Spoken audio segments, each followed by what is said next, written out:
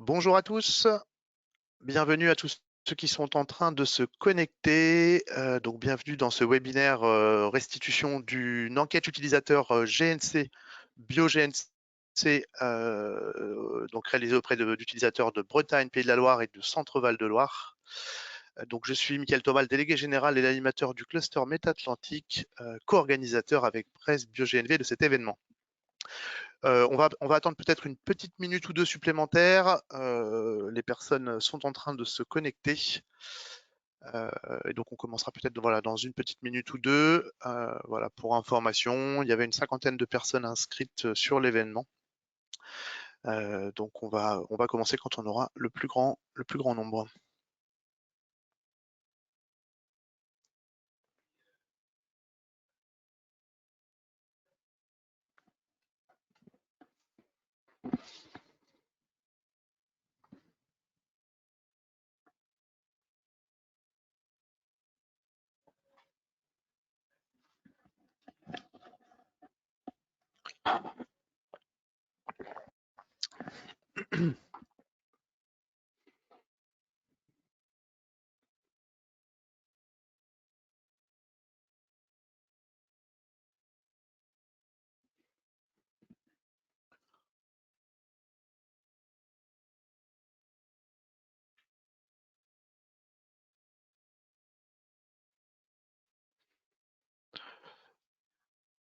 Encore peut-être une toute petite minute.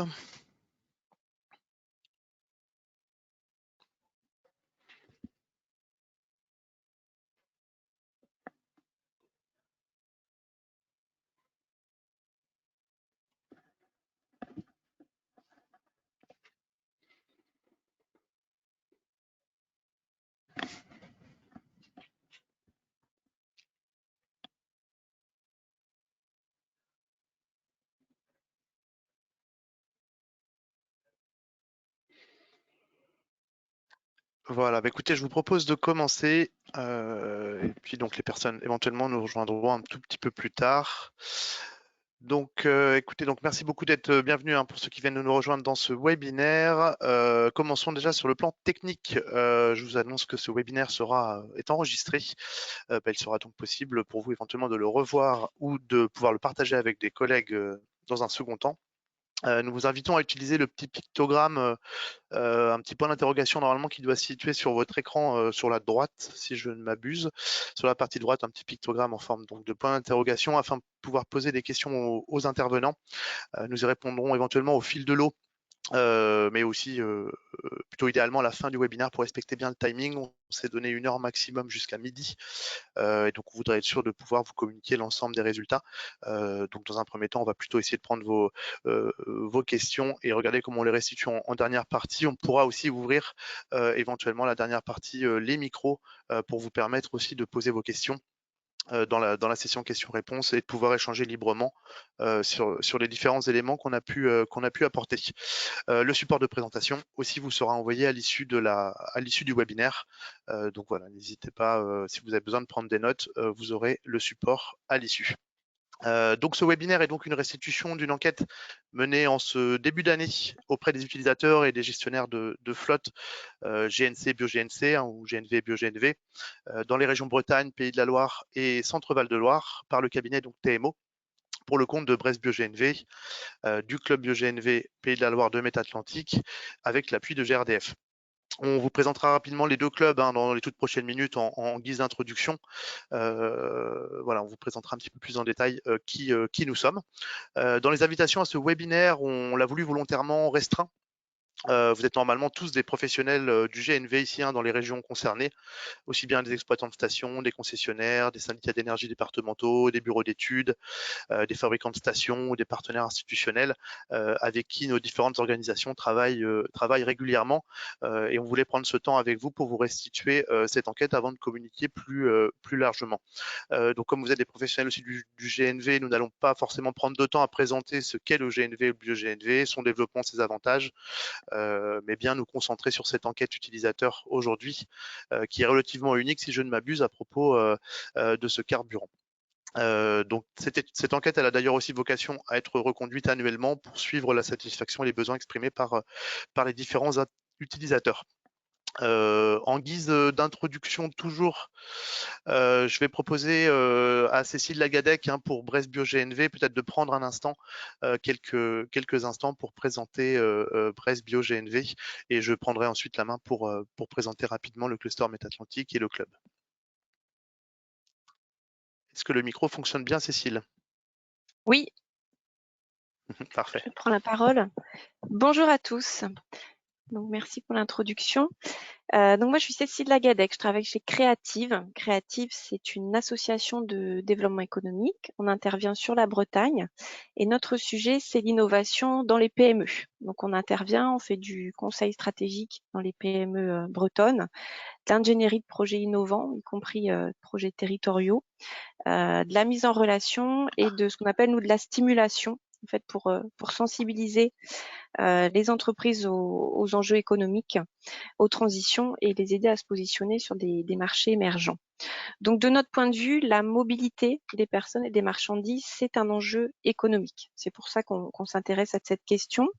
On s'y est associé il y a quelques années à un cluster qui s'appelle Bretagne Supply Chain, BSC, donc qui intervient aussi sur la région et qui est spécialisé dans la logistique et la supply chain. Il regroupe plus de 150 adhérents. Donc, c'est Yoann Layek qui anime avec moi Brest Bio GNV pour BSC. Et donc on s'est associé à la région et à l'ADEME pour financer, pour monter ce programme régional qui a duré 3 ans. L'objectif, alors il y a 3-4 ans, c'était vraiment d'amorcer cette filière. Nous, on se place du côté de la demande, des usagers.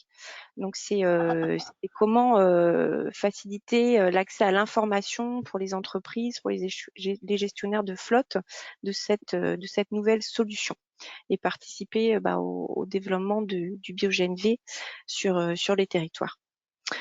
Donc, nous, le constat qu'on a fait, si tu veux mettre la slide suivante, s'il te plaît. Donc ce programme, il arrive à son terme, parce qu'on avait 3 ans de financement. Le constat qu'on a fait avec nos partenaires, l'ADEME Bretagne et la région, c'est qu'on est en fait au début de l'histoire de cette transition énergétique du transport des marchandises et des personnes, que finalement depuis 1 an, on a une complexité qui se crée au niveau du mix énergétique avec l'émergence de nouvelles solutions. Soit des solutions techniques, une offre qui s'étoffe en véhicule aussi, mais aussi de nouvelles solutions telles que l'hydrogène, par exemple, renouvelable. Donc notre ambition avec l'ADEME et la région Bretagne, c'était de poursuivre ce mode d'intervention et finalement de créer cette plateforme où on peut échanger sur le mix énergétique du transport en Bretagne. Donc on lance un nouveau programme qui est une continuité, si on veut, de Brest Bio GNV, que l'on va appeler Mixen. Donc Mixen pour activateur de transition énergétique des transports en Bretagne. On reste sur le transport routier, on ne parle pas des autres modes aériens, ferroviaires, maritimes, et on ouvre vraiment à tout au mix énergétique des carburations. Donc hydrogène, électrique, GNV bien sûr, et également biocarburant. Si tu veux passer la slide suivante. Donc là, aujourd'hui, on est dans une période de transition entre ces 2 dispositifs. On est en train de préparer les outils du programme Mixen. Donc, on reviendra très prochainement vers nos partenaires bretons pour présenter ce nouveau dispositif. Et puis, bien sûr, on est toujours à disposition des acteurs bretons pour travailler ensemble. Donc, n'hésitez pas à nous alimenter, à nous solliciter, à nous interpeller peut-être sur des besoins aussi que vous voyez auprès des usagers que vous côtoyez. Voilà, nous on pense qu'on a intérêt à tous collaborer parce que cette transition elle est systémique et que aujourd'hui l'usager, le gestionnaire de flotte, il a besoin de positionner une solution par rapport à d'autres en fonction de ses usages. Je te laisse Merci beaucoup. présenter. Merci beaucoup, Cécile. Oui, merci pour cette présentation. Rapidement, moi, je vais vous parler de Métatlantique. Donc, on a une organisation différente, même si avec Mixen, on poursuit des objectifs communs. Donc, je suis Mickaël Thomas, le délégué général l'animateur du cluster Métatlantique. On est aujourd'hui 43 entreprises dans l'association, principalement au départ des entreprises de la filière méthanisation. et GNV établis en Pays de la Loire, et on travaille sur la production, de la production aux usages. C'est ce qui d'ailleurs nous réunit aujourd'hui. Donc on va avoir des constructeurs, des développeurs, des bureaux d'études, des fabricants de composants, organismes de financement, des services à exploitation. Donc ça représente voilà, un peu plus de 250 emplois répartis dans les 5 départements des Pays de la Loire. Et donc l'association a différentes missions, notamment promouvoir les acteurs économiques dont je viens de vous parler, régionaux, de la filière méthane, par de l'information, de la sensibilisation et de la communication, faire connaître cette filière, aussi bien en production qu'en usage, qui reste voilà, un petit peu moins connue du grand public en tant que tel, même si on s'adresse plutôt à des professionnels dans le cadre de cette transition, comme l'a évoqué Cécile. La deuxième mission, elle est de professionnaliser aussi. On est sur une filière relativement récente et professionnalisée notamment par de l'appui à la formation, des démarches qualité, sécurité, et puis des groupes de travail justement pour s'améliorer sur les différents sujets. Innover également dans l'optimisation de la méthanisation, les nouveaux modes de production de méthane, le développement et le développement du GNV aussi en fait partie en termes d'innovation. Et puis le dernier, il est aussi de pouvoir représenter ces acteurs économiques du méthane renouvelable auprès des pouvoirs publics, des institutionnels locaux, régionaux, voire nationaux aussi, en fonction des différents besoins. Et donc voilà pour Métatlantique, afin de pouvoir là aussi promouvoir les usages de ce biométhane qui est fabriqué sur nos territoires, impulsé par les différentes entreprises du cluster et puis nos partenaires financiers que sont le Conseil régional et l'ADEME notamment. On a créé au cours de l'année dernière le club BioGNV Pays de la Loire, donc au sein de l'entité Métatlantique, afin de pouvoir porter des messages, porter des actions et animer l'écosystème régional sur les questions de BioGNV. Cela s'est traduit justement l'année dernière par l'organisation de webinaires thématiques à destination de professionnels, la conduite d'une opération d'achat groupé également, et l'appui de nos partenaires du conseil régional dans la conception d'une aide régionale pour l'acquisition de véhicules BioGNV, plutôt des véhicules lourds et utilitaires. Voilà pour cette partie. Je serai assez bref. Si vous avez des questions justement dans un deuxième temps, n'hésitez pas à les poser. Mais là, l'enjeu est bien de pouvoir rentrer un petit peu dans le détail de l'enquête qui a été menée en début d'année, qui fait partie aussi donc de nos actions. Et donc pour entrer un peu plus dans le vif du sujet, je vais proposer à Pascal Wakeford de nous rejoindre et de prendre la parole pour nous présenter donc le contexte et les résultats de cette enquête. Pascal, est-ce que vous m'entendez bien, Pascal? Oui, je vous entends bien. Bonjour à tous et à tous. Par contre, pour le partage, voilà. Je viens de vous donner la main, Pascal, pour que vous puissiez Est-ce que c'est bon nous pour tout le passer monde? Est-ce que votre écran. vous avez Moi, mon ça écran? s'affiche bien de mon côté. N'hésitez pas à poster des commentaires s'il y a un souci, mais visiblement, moi, ça s'affiche bien sur mon écran. Très bien. Donc, je vais vous présenter les résultats de l'enquête, qui est une enquête qui a été réalisée sur un mix, si j'ose dire, de méthodes, puisqu'on a fait du online et après, il y a eu des relances téléphoniques pour capter le plus de réponses possible. Donc, on a travaillé dans une logique d'évaluer la satisfaction concernant aujourd'hui les véhicules, l'énergie, et puis quelles ont été les motivations également des gens à basculer sur justement ces nouvelles offres. Donc concrètement, en termes d'échantillons, j'ai un problème. Voilà. Sur la participation, en fait, on n'a pas travaillé sur un échantillon, on a travaillé sur l'exhaustivité des utilisateurs de GNC des régions Bretagne, Pays de Loire et Centre-Val de Loire. Il y a eu 99 structures qui ont été sollicitées. On a eu 42 réponses. Alors, vous allez me dire, c'est pas beaucoup, 42. Ça fait presque 40, plus de 40% des utilisateurs. Donc, certes, on est sur un petit effectif, mais je vous rappellerai juste quand même que lorsqu'il y a des sondages nationaux en France sur l'opinion des Français, on est sur souvent 1000 enquêtes sur 60 millions de Français. Donc, il faut toujours relativiser les effectifs. Là, en gros, ce qu'on peut dire, c'est qu'on a l'opinion d'un utilisateur sur deux sur la région, sur les régions. Alors, sur le profil des répondants, on a 58% des répondants qui sont des utilisateurs de poids lourds, véhicules poids lourds, avec une taille moyenne de la flotte GNC uniquement, je me souviens, de 7 véhicules en moyenne. Alors, sachant que c'est aussi très hétérogène puisqu'on a eu des réponses émanant notamment de réseaux de transport urbain. Vous imaginez bien que la flotte n'est pas tout à fait la même. Donc les poids lourds, c'est plus de la moitié donc, des répondants. Sachant que sur le reste, on n'a pas eu, hélas, de réponse d'univers bonne. Donc voilà. Toujours est-il qu'on est sur vraiment un profil assez marqué, avec une forte orientation vers le bio, puisque 76% y recourent de manière systématique ou occasionnelle. Donc vous voyez, 47% ne recourent qu'au bio-GNC, on a 24% qui sont au GNC uniquement et le reste qui sont en alternative. Sur les arguments ayant influé le changement d'énergie au profit du GNC ou du bio-GNC. Alors, c'est vrai que souvent, on entend parler des entreprises, ils aiment bien avoir des aides, il y a un intérêt financier. En fait, les réponses de l'enquête révèlent des comportements, enfin des attitudes bien différentes. Ce que l'on constate, c'est qu'on a un univers d'engagement dans une démarche environnementale qui fait souvent écho à la stratégie RSE des entreprises, qui renvoie aussi à une volonté d'avoir une image un peu peut-être vertueuse, hein, dans un univers qui n'est pas toujours perçu comme justement vertueux en matière d'environnement. Et ce qu'on constate aussi, c'est que les dimensions financières, par contre, elles sont largement moins prégnantes. Et vous allez le voir dans les résultats. Dans cette liste, qu'est-ce qui a joué beaucoup, un peu, ou ce n'a pas joué dans votre décision de rouler au GNC ou au bio-GNC? Vous le voyez, la sensibilité à l'environnement ressort à 89% comme un facteur qui a beaucoup joué dans la décision. Les engagements de votre entreprise ou de votre collectivité en matière de RSE, 14%, pardon.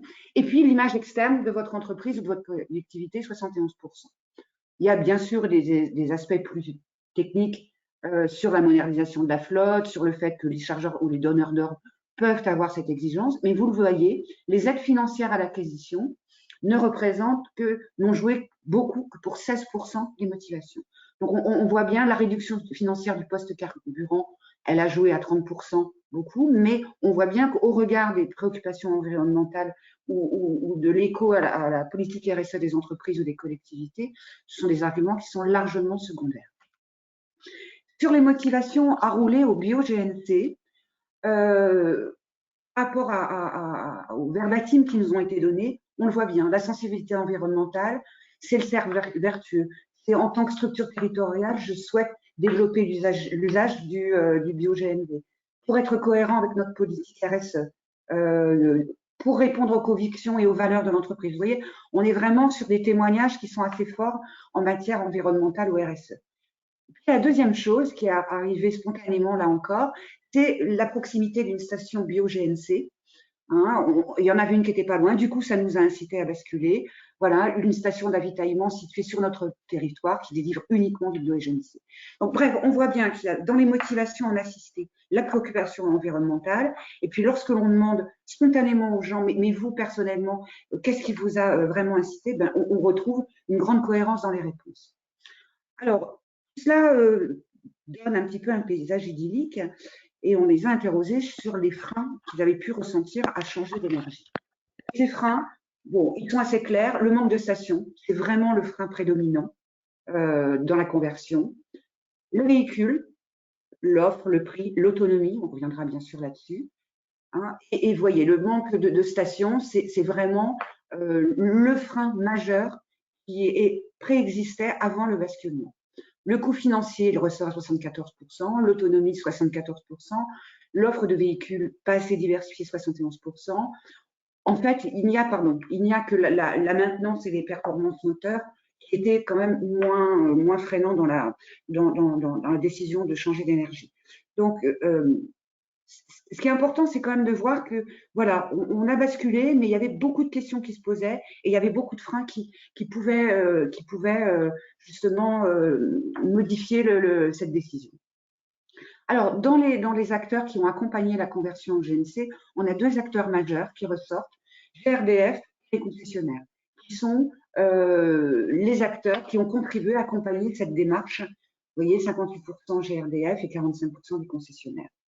Voilà, on a seulement 16% des gens qui nous disent bah, personne ne m'a aidé ou plus ou moins, ou du moins j'ai pris ma décision toute seule.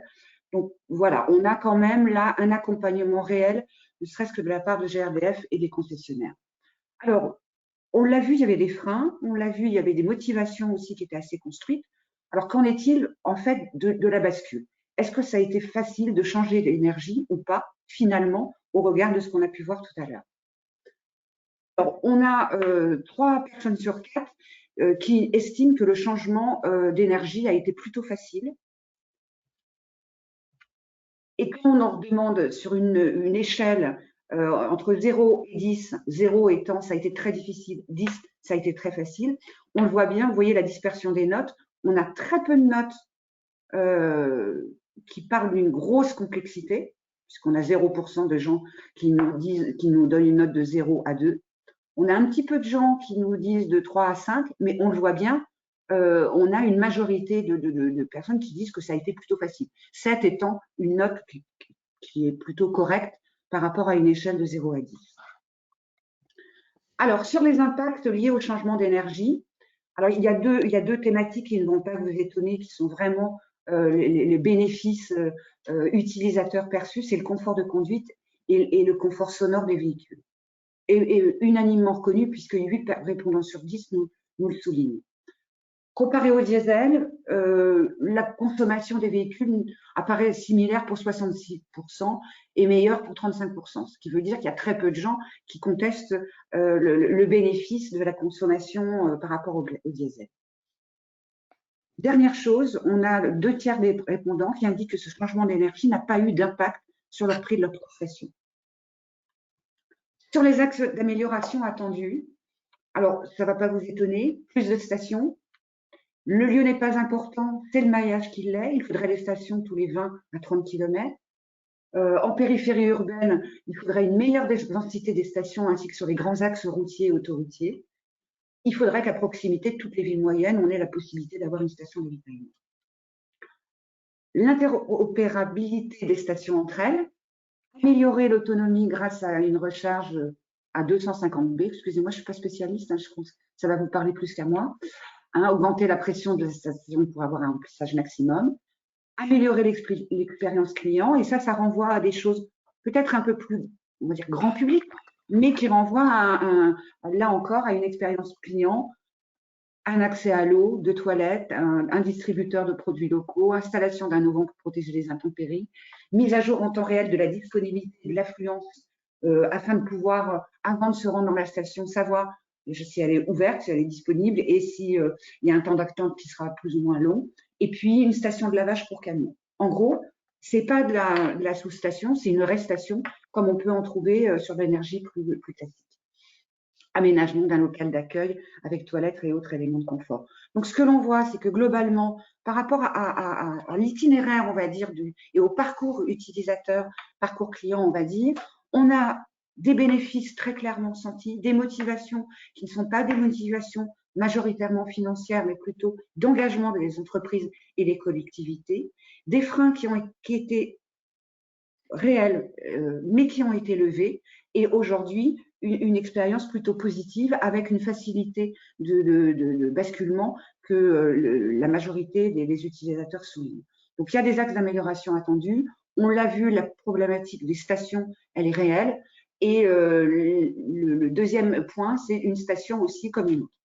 Donc, ce qu'on peut dire en synthèse, c'est que 7,8 sur 10, c'est la note moyenne de satisfaction quant au choix du VNV. Alors, il faut savoir qu'en matière de satisfaction, dès lors qu'on dépasse 7, on est sur de très bonnes notes. Vous voyez, on est quasiment à 8. 77% des utilisateurs sont totalement convaincus, et cela, je l'ai dit à plusieurs reprises, malgré certaines critiques sur le réseau de stations et malgré les freins qui pouvaient préexister au choix.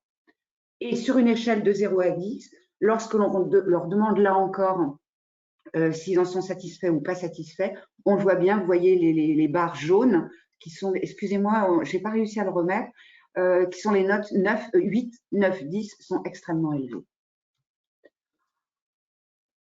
Pour finir, loin d'avoir été un one-shot, on va dire, en fait, on a 76% des répondants qui affirment qu'ils sont certains d'élargir leur flotte GNC dans l'avenir. Donc, une expérience positive qui ouvre aussi sur des perspectives. Donc voilà sur les grands traits saillants de l'enquête, sachant que vous verrez, vous aurez le temps de le lire, je ne vais pas vous les présenter. On a pas mal eu de réponses libres et je vous en ai donné l'exhaustivité, mais vous le trouverez dans le document qui vous sera donné. Donc je vous remercie et puis écoutez, je suis à votre disposition si vous avez des questions. Merci beaucoup Pascal. Alors, tout est allé très vite, hein, réussi à aller directement à l'essentiel. J'espère que l'ensemble des personnes qui étaient présentes ont pu bien prendre toute la teneur des éléments. Si vous avez des questions, parce que là, j'ai pas eu a priori de questions qui sont arrivées sur le chat. Est-ce qu'il serait intéressant de pouvoir avoir vos avis, hein? Là, on est quasiment 40 personnes justement connectées. N'hésitez pas, professionnels de l'autre côté de l'ordinateur, à peut-être faire part de remarques ou de questions. Il y a la possibilité, si vous le souhaitez même, de pouvoir vous donner la main avec le son. Et peut-être que même côté Cécile ou Bruno pour GRDF, vous avez peut-être des remarques particulières aussi là-dessus. N'hésitez pas en tout cas à prendre la parole ou poser des questions.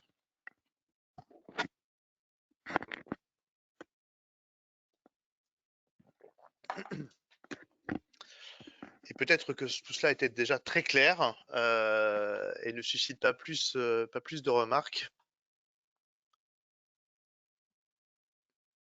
Mais il sera intéressant quand même d'avoir quelques retours. Moi, j'en avais une, si on reprend plutôt une remarque, hein, Pascal, sur les premiers, je ne sais pas si vous pouvez revenir en arrière sur les premiers chiffres, notamment dans les motivations. Il y avait quand même une part importante, alors elle était plutôt dans le milieu de tableau, mais que je trouvais assez importante sur la stimulation par les chargeurs, les donneurs d'ordre. Parce que bon, là, on a bien vu, on parle un peu plus de transport routier, hein, c'est un petit peu plus les répondants.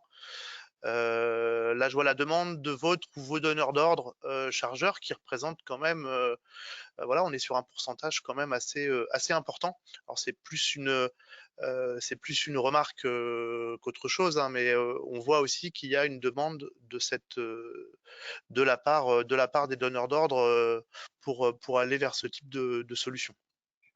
Je trouvais ça important peut-être à noter ou à mettre en valeur.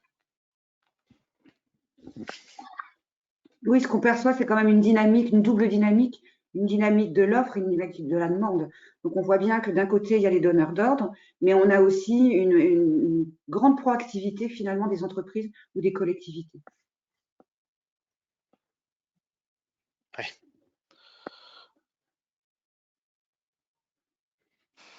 Et c'est quand même assez important, ouais. Bah, je pense qu'en complément, on peut dire qu'effectivement, pardon, Bruno Coquelin, GRDF, je pense qu'on peut dire que dans un premier temps, les utilisateurs ont certainement été contraints par les chargeurs, et l'expérience et l'utilisation de cette solution propre et vertueuse qu'est le GNC et dans la grande famille du GNV ont fait que effectivement ça a passé une autre dimension en termes d'appropriation de la solution. Donc, dès lors où l'expérience client est acquise, dès lors où le pas est franchi, eh bien, la notion environnementale prend le pas par rapport à l'obligation.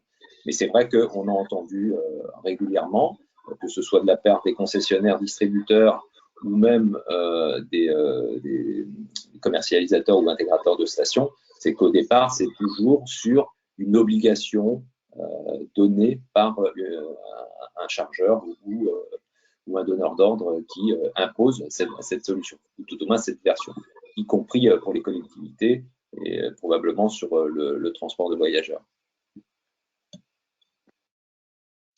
J'ai quelques questions qui sont arrivées. Oui, c'est une bonne question. Est-ce que des questions ont porté sur la difficulté d'acquérir des véhicules GNC?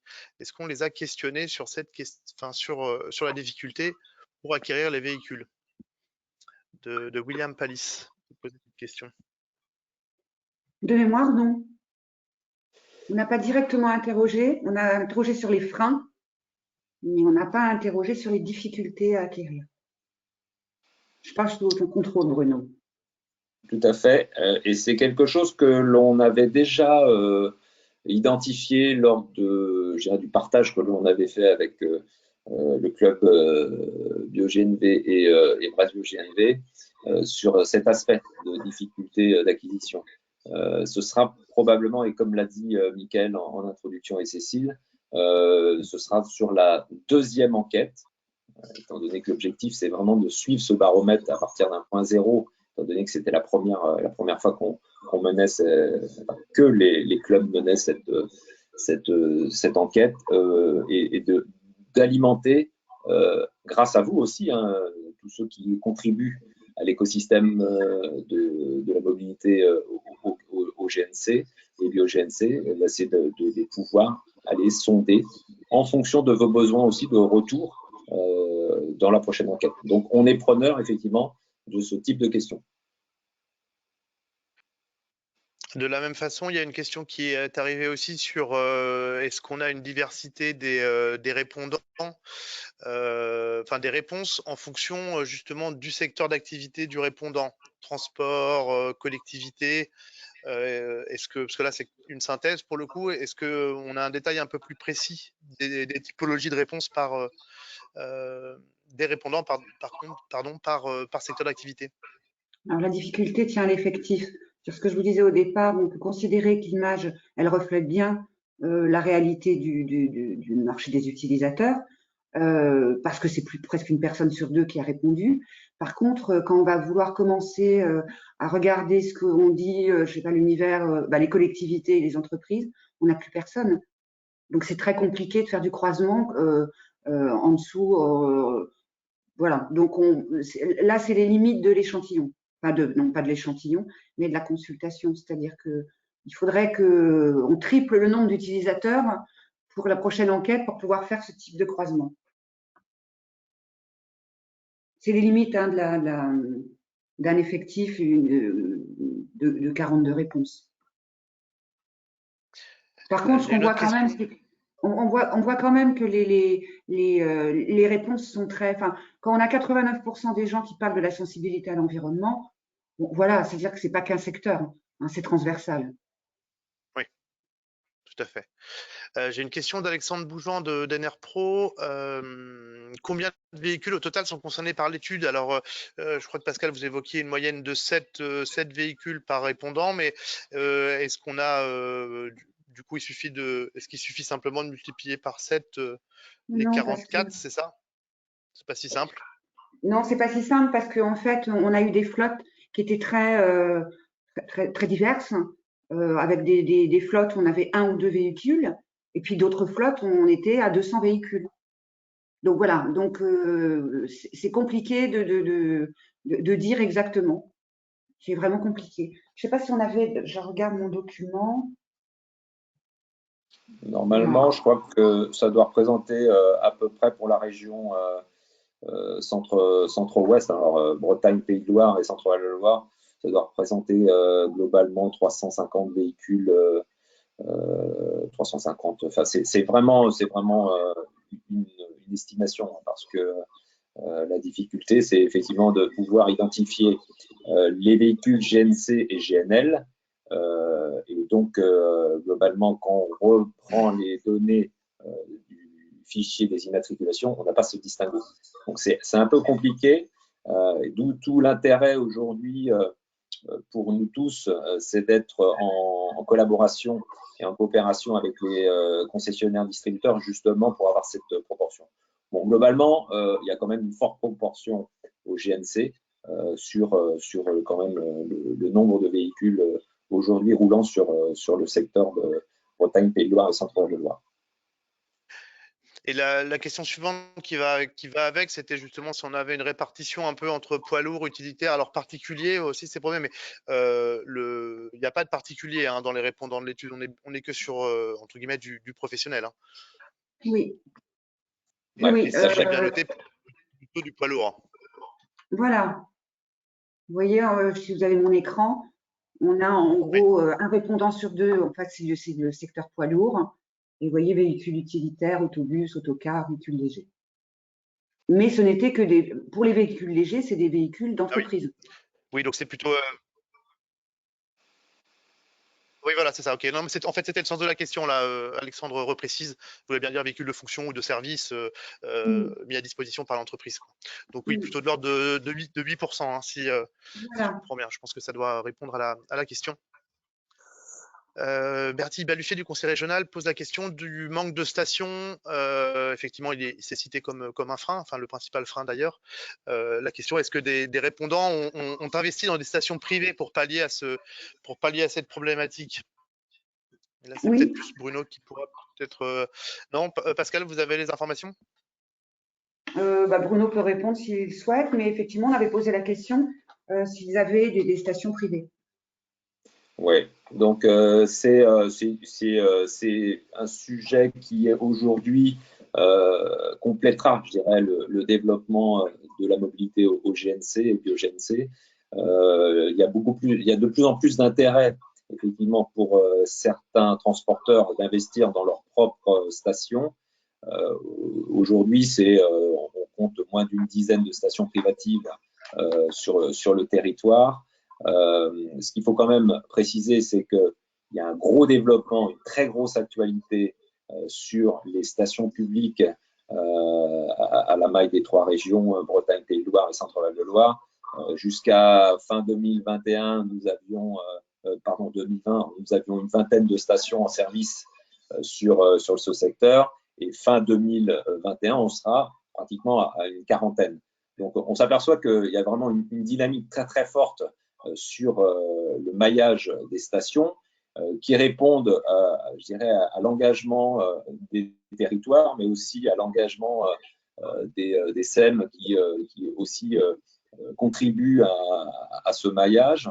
Et on verra à terme aussi le monde agricole qui s'investit dans ce développement d'avitaillement au GNC et bio-GNC avec une vraie valeur bio-GNC et qui complétera à terme.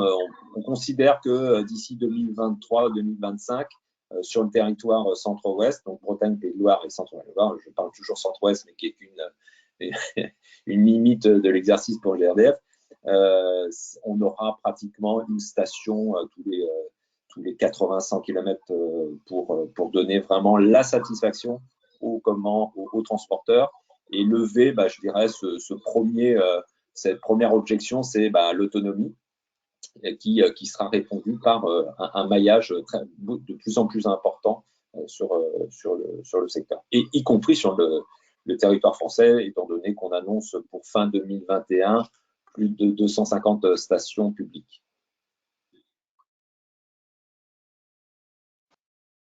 Oui, et je précise, et à la condition aussi qu'il y ait une interopérabilité des moyens de paiement qui étaient évoqués dans les freins. Hein.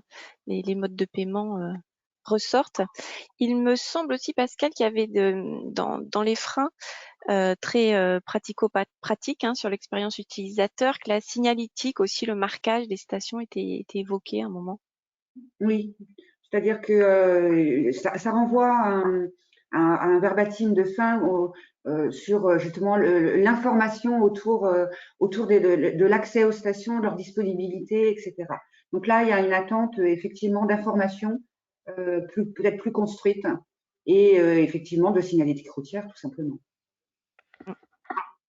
Mais c'est à la fois de l'information physique classique, c'est-à-dire de la signalétique, et puis c'est aussi de l'information dynamique sur est-elle disponible, est-elle, quel est en gros le temps d'attente, peut-être pas à ce niveau-là, enfin pas jusqu'à ce point-là, mais dans cette logique-là. D'accord.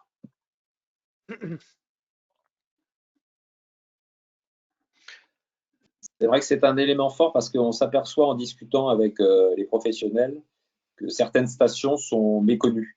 Je prendrai un cas récent sur le secteur de Rennes, la station NJ Dureux qui est méconnue. Elle est connue des transporteurs qui sont en transit pour certains chargeurs.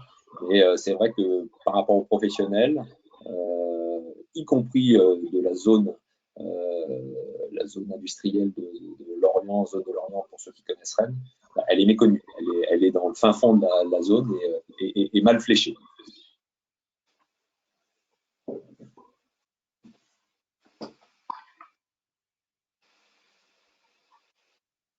Si vous avez encore d'autres questions, n'hésitez pas avant qu'on puisse éventuellement conclure. On a éventuellement encore un petit peu de temps pour des échanges. Si vous voulez même prendre la parole, n'hésitez pas à le mettre dans les questions que je vous donne, que je puisse vous donner la parole. Si vous avez une remarque, une contribution, une impression aussi, c'est assez important. Comme c'était évoqué tout à l'heure, de toute façon, l'idée va être de reconduire cette étude régulièrement, de manière annuelle en tout cas. Donc vous, en tant que professionnel, évidemment, si vous avez, si vous aimeriez regarder dans quelle mesure on peut consulter ces répondants sur des questions particulières. N'hésitez pas dans les prochaines semaines, prochains mois, à nous faire part un peu aussi de vos suggestions sur ces sujets. Mais Bruno l'a évoqué un peu tout à l'heure, pour qu'on puisse finalement qualifier encore un peu plus le prochain baromètre, la prochaine consultation, et aller dans le bon sens et pouvoir affiner sur comment est-ce que collectivement, nous professionnels, on peut répondre à ces besoins et ces motivations, voire ces freins qui sont émises.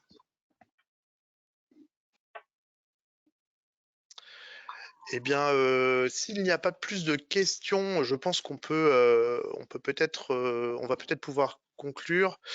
Alors, s'il y a une question vient d'arriver de Véronique Buvat de Rolez. Bonjour, Proveredis ouvre sa première station sur votre secteur en juin à Montoire de Bretagne. Donc là, c'est plutôt une affirmation. Effectivement, si une information pour tout le monde. Proveredis ouvre sa première station sur le secteur, donc sur le secteur de Montoire de Bretagne, donc dans le 44, en Pays de la Loire, à l'inverse du nom. Et donc oui, à partir de juin, donc c'est la station avec le syndicat d'énergie de Loire-Atlantique, si je ne m'abuse. Merci madame de cette information.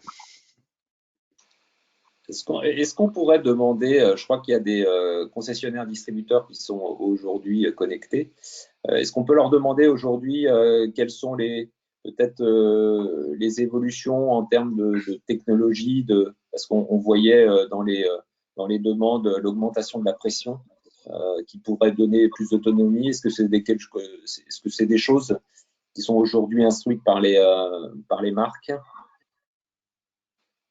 Je ne sais pas s'il y a des gens d'Iveco ou de Scania.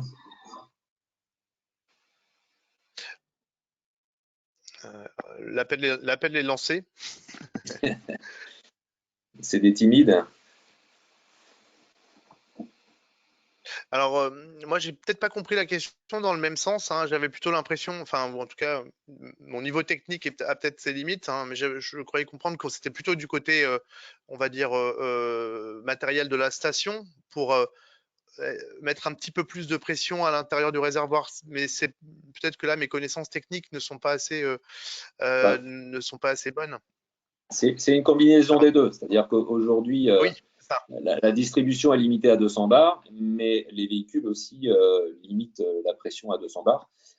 Et je pense que dans l'enquête, ce qui avait été retenu, c'était à l'instar de certains pays européens, je crois que l'Irlande a basculé, donc il y a des demandes d'autorisation pour avoir une pression supérieure et de donner X% d'autonomie au GNC par ces 50 bars supplémentaires en compression.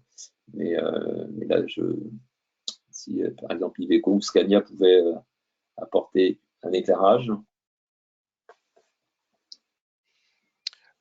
Là, je ne sais pas, il lève pas forcément la main. On aura peut-être l'occasion de traiter ces sujets-là en direct Okay. avec eux prochainement, je suppose. Je reprends la main sur la présentation, juste voilà, pour aussi un peu en guise de conclusion, évidemment, vous remettre les différents contacts au sein de Mixen désormais, donc ex Brest Bio GNV, au travers de Cécile Lagadec ici présente et Dibwen Layek de Bretagne Supply Chain. Et puis alors attendez, avant de fermer, je vois qu'il y a effectivement une remarque d'Iveco, Monsieur Corbin-Créteau. Iveco est bien en train de travailler pour avoir plus d'autonomie, mais en augmentant les réservoirs. Le problème de la pression serait que la station ne serait pas prévue en France pour 250 bars. Oui, donc c'était un petit peu aussi la remarque qu'on faisait. C'est voilà, c'est un mélange entre la capacité du véhicule, enfin du réservoir à pouvoir accepter cette pression, et de l'autre côté de la station à pouvoir produire cette comment dire à pouvoir produire cette pression. Avec au milieu probablement du réglementaire qui ne permet peut-être pas d'aller beaucoup plus loin. En tout cas, je pense que c'est le sens de la remarque de Monsieur Corbin-Créteau. Ça marche. Merci beaucoup, en tout cas, pour cette remarque. Donc normalement s'affiche justement les différents contacts. N'hésitez pas aussi à les contacter côté Mixen, côté Pays de la Loire. N'hésitez pas à me contacter, ou contacter aussi directement Sébastien Maillard, aussi qui est en animation du club BioGNV. Également, n'hésitez pas, vous avez en fait l'ensemble de nos coordonnées qui sont présentes ici. Voilà, on devrait communiquer dans les prochains jours sur le contenu de cette étude. Vous recevrez à l'issue du webinaire l'ensemble de la présentation afin de pouvoir vous approprier peut-être un peu plus facilement les chiffres, et on communiquera dans les prochains jours un peu plus largement sur les réseaux sociaux, notamment pour pouvoir parler un peu de cette énergie et de la satisfaction des usagers qui aujourd'hui les utilisent. Je pense que c'est toujours important de pouvoir communiquer sur ces sujets. Eh bien, écoutez, merci beaucoup. À moins que voilà, Pascal ou Cécile ou Bruno, vous ayez peut-être une remarque complémentaire pour conclure. N'hésitez pas si c'est le cas. Et sinon, on va pouvoir libérer chacun pour pouvoir continuer la journée. On a un remerciement de Claire Desforges du CIDELA, merci beaucoup, côté développeur de station. Eh bien, écoutez, merci beaucoup, hein, vous avez nos contacts. N'hésitez pas à nous contacter dans les prochains temps pour avancer ensemble sur ces sujets. Merci encore Pascal pour la restitution aussi de cette étude. Et voilà, donc les gens nous remercient aussi sur la plateforme.